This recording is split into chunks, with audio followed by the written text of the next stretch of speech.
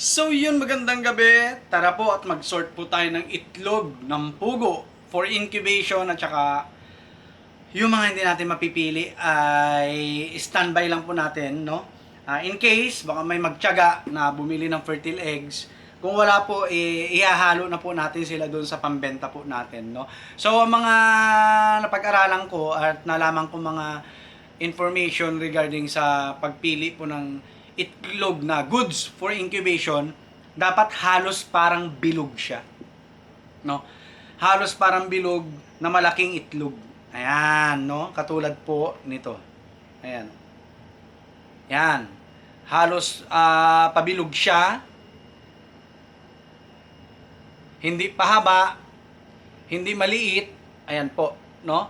At batik-batik po ang kulay. Ayan, no?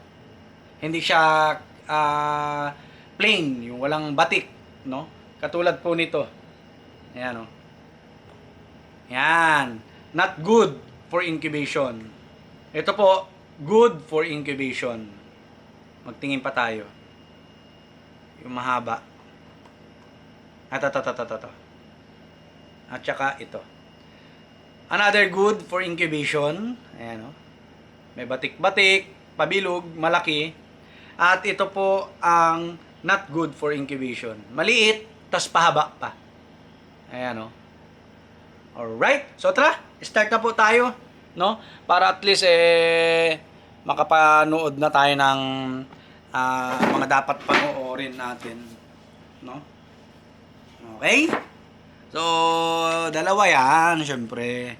No, pipilian na natin, okay? Dito natin yan. Ay, mali. Yan, dito natin ilalagay mga goods, no? Okay? Tara, let's go. Goods.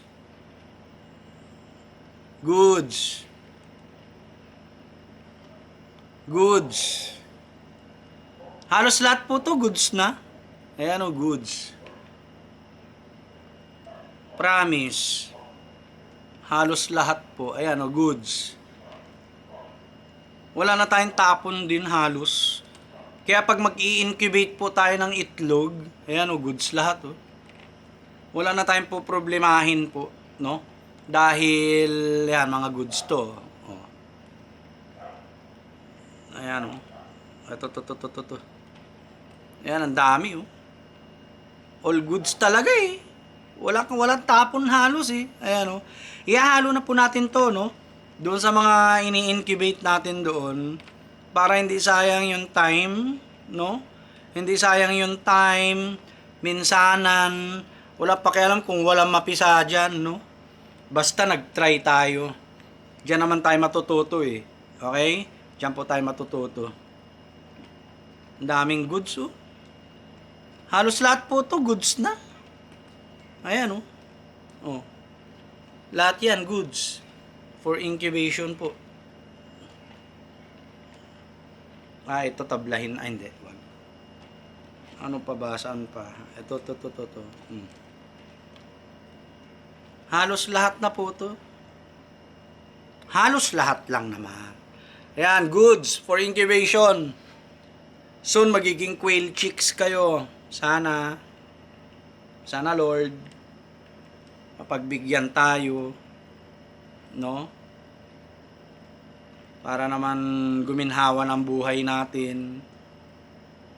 Ayan, oh, goods lahat, oh. Halos lahat. Isisingit na po natin to doon, no? Para one day lang yung kanilang mga pag-itan, no? Wala na tayong iiwanang not goods dito. Lahat ng goods kunin natin. Okay. Ayan. Okay. Ayan, goods. Magiging quail chick kayo, ha? Para guminhawa naman ako sa buhay, mga bebe. Parang awa nyo na. Okay na to. Ito. Ito. Yan. Okay, the rest, not goods na yan.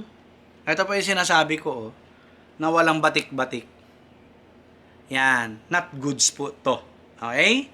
Tapos, mahaba. Ayan o, pahaba. Pahaba po, not goods din. And then, maliit, not goods. Okay? So, ito po ang isisingit natin doon sa dalawang DIY incubator natin. Mapisa o hindi, bahala sila. No? So, mapisa o hindi sila. Okay?